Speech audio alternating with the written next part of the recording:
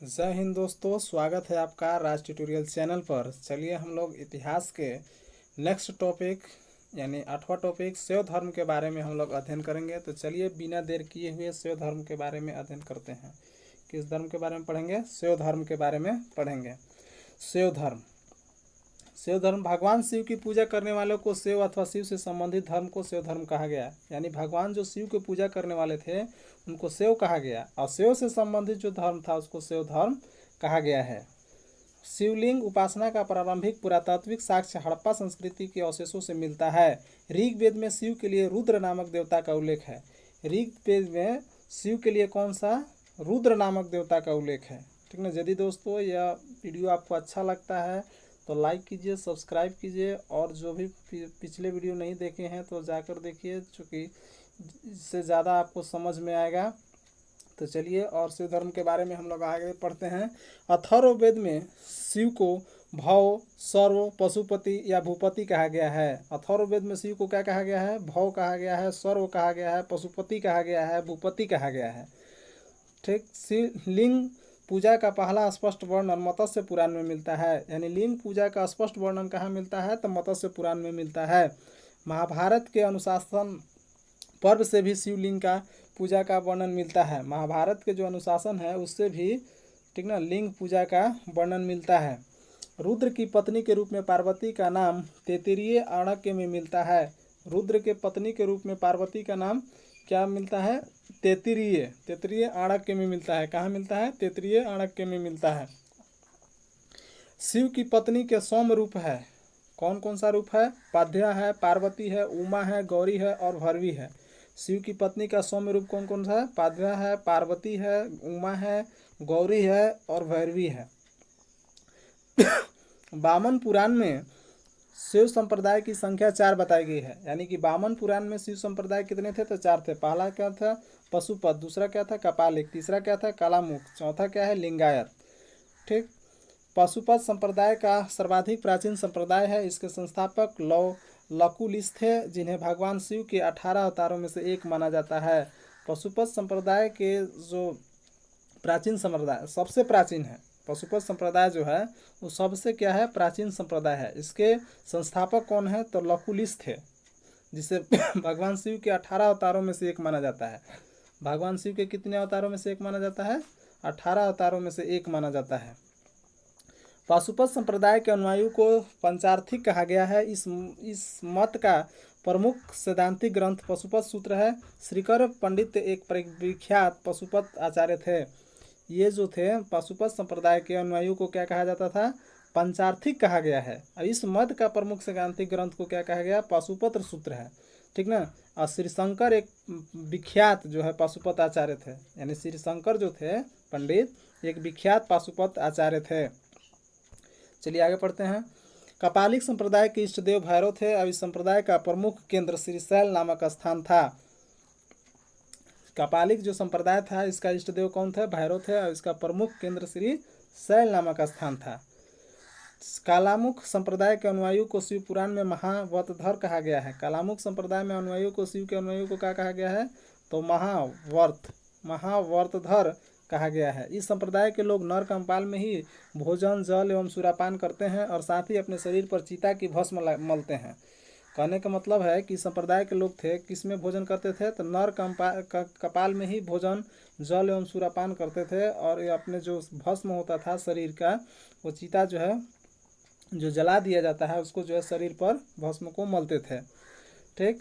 चलिए यहाँ पर कुछ कुछ संप्रदाय हैं और उसके संस्थापक हैं, उनके बारे में हम लोग अध्ययन करते हैं। आजीवक संप्रदाय के जो संस्थापक हैं वो क्या है? मखलीपुत्र गोसाल। आजीवक संप्रदाय के जो है संस्थापक कौन है? मखलीपुत्र गोसाल। ठीक। दूसरा संप्रदाय है घोर अक्रियावादी। दूसरा संप्रदाय कौन है? घोर अक्रियावादी, और उसके संस्थापक कौन है? तो पूर्ण कश्यप। तीसरा संप्रदाय है यादृच्छवाद। तीसरा कौन सा है? यादृच्छवाद, और इसके संस्थापक कौन है? तो आचार्य अजित। ठीक। चौथा संप्रदाय है आपका भौतिकवादी। चौथा संप्रदाय क्या है? भौतिकवादी, जिसके संस्थापक कौन है? पकुथ कचायन, जो कि भौतिक दर्शन से संबंधित है। ठीक। अगला जो है अनिश्चयवादी है। ठीक ना। अनिश्चयवादी है। संप्रदाय, और इसके संस्थापक कौन है? तो संजय वेटलिपुत्र। ठीक ना। चलिए आगे हम लोग अध्ययन करते हैं। लिंगायत संप्रदाय दक्षिण में प्रचलित था। लिंगायत संप्रदाय कहाँ प्रचलित था? तो दक्षिण में प्रचलित था। इन्हें जंगम भी कहा जाता था। इन्हें क्या कहा जाता था? जंगम भी कहा जाता था। इस संप्रदाय के लोग शिव लिंग की उपासना करते थे। शून्य संपादने लिंगायतों का प्रमुख धार्मिक ग्रंथ है। शून्य संपादने ये जो है लिंगायतों का मुख्य धार्मिक ग्रंथ है। ठीक ना। बसव पुराण में लिंग संप्रदाय के प्रवर्तक अल्लाभ प्रभु तथा उसके शिष्य बसाव को बताया गया है। बसव पुराण में लिंगायत संप्रदाय के प्रवर्तक कौन है? तो अल्लाभ प्रभु है, तथा उनके शिष्य कौन है? तो बसाव को बताया गया है। शिष्य कौन है? बसाव है। इस संप्रदाय का वीर शिव संप्रदाय भी कहा जाता है। इस संप्रदाय को क्या कहा जाता है? वीर शिव संप्रदाय भी कहा जाता है। 10वीं शताब्दी में मत्स्येंद्र नाथ ने नाथ संप्रदाय की स्थापना की और इस संप्रदाय का व्यापक प्रचार प्रसार बाबा गोरखनाथ के समय में हुआ। देखिए 10वीं शताब्दी में जो है मत्स्येंद्र नाथ ने नाथ संप्रदाय की स्थापना की और इस संप्रदाय का व्यापक प्रचार प्रसार कौन किया? तो गोरखनाथ के समय में हुआ। कब हुआ? तो गोरखनाथ के समय में। दक्षिण भारत में शैव धर्म, चालुक्य धर्म, राष्ट्रकूट धर्म, पल्लव और चोलों के समय लोकप्रिय रहा।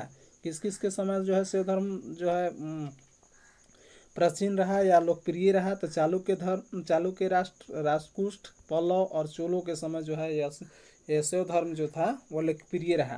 पल्लव काल में शैव धर्म के प्रचार प्रसार नैनारों द्वारा किया गया। नैनार संतों की संख्या 63 बताई गई है। नैनार संत कितने थे? तो 63। यही नैनार संतों द्वारा जो है शैव धर्म का प्रचार प्रसार किया गया, जिसमें अपार तिरुज्ञान, सबंदर और सुंदर मूर्ति आदि के नाम उल्लेखनीय हैं। जिसमें कौन कौन सा मूर्ति है? तो अपार है, तिरुज्ञान है, सबंदर है और सुंदर मूर्ति के नाम उल्लेखनीय है। एलोरा के प्रसिद्ध कैलाश मंदिर का निर्माण राष्ट्रकूट ने करवाया था। दोस्तों परीक्षा की दृष्टि से बहुत ही इंपॉर्टेंट है। हमेशा जो है यह पूछता है कि एलोरा के कैलाश मंदिर का निर्माण किसने कराया? तो एलोरा के कैलाश मंदिर का निर्माण जो है राष्ट्रकूटों ने कराया है। चोल शासक राजराज प्रथम ने तंजौर में प्रसिद्ध राजराजेश्वर शिव मंदिर का निर्माण कराया, जिसे विदेश्वर मंदिर के नाम से भी जाना जाता है। यह भी जो है परीक्षा की दृष्टि से बहुत ही इंपॉर्टेंट है, जो कि हमेशा कभी कभी पूछ देता है कि विदेश्वर मंदिर, ठीक ना, का निर्माण किसने कराया? तो चोल शासक राजराज प्रथम ने कराया, जिसको कि तंजावुर में स्थित है। और इस क्या है? राजराजेश्वर शिव मंदिर के निर्माण कराया था। कौन? राजराज प्रथम ने, जिसे क्या कहा जाता है? बृहदेश्वर मंदिर के नाम से भी जाना जाता है। कुषाण शासकों की मुद्राओं पर शिव एवं नंदी का एक साथ अंकन प्राप्त होता है। कुषाण शासक के जो सिक्का था, मुद्रा था, उस पर क्या मिलता है? शिव और नंदी का एक साथ अंकन प्राप्त होता है। नोट: पशुपति मंदिर नेपाल की राजधानी काठमांडू से 3 किलोमीटर उत्तर पश्चिम में बागमती नदी के किनारे देवपाटन गांव में स्थित है। एक शिव मंदिर है। नेपाल के धर्मनिरपेक्ष राष्ट्र बनने से पहले यह मंदिर राष्ट्रीय देवता का भगवान पशुपतिनाथ का मुख्य निवास माना जाता था। इस मंदिर परिसर के सन 1979 ईस्वी में यूनेस्को विश्व सांस्कृतिक विरासत स्थल के रूप में सूचीबद्ध किया गया है। मुख्य मंदिर का निर्माण वास्तुकला की शैली पेगोडा शैली है। यानी कहने का मतलब है कि पशुपति मंदिर जो था, जब नेपाल की राजधानी काठमांडू से कितना किलोमीटर दूर है? 3 किलोमीटर दूर है, और उत्तर पश्चिम बागमती नदी के किनारे कहाँ? कौन सा गाँव में? देवपाटन गाँव में स्थित है। और ये क्या है? शिव मंदिर है। नेपाल जब धर्मनिरपेक्ष राष्ट्र था बनने से पहले, मतलब इनके पूजा होती थी, ठीक ना, किसके? भगवान पशुपति के नाथ के रूप में, ठीक ना। और इस मंदिर का परिसर कब बना? तो 1979 ईस्वी में यूनेस्को विश्व सांस्कृतिक विरासत स्थल के रूप में सूचीबद्ध किया गया है। मुख्य मंदिर का निर्माण वास्तुकला की जो शैली थी वो कौन सा शैली था? पैगोडा शैली था। दोस्तों यदि यह वीडियो आपको अच्छा लगता है तो लाइक कीजिए, सब्सक्राइब कीजिए। हम लोग अगले वीडियो में नेक्स्ट टॉपिक वैष्णव धर्म के बारे में अध्ययन करेंगे। तब तक के लिए नमस्कार। जय हिंद दोस्तों।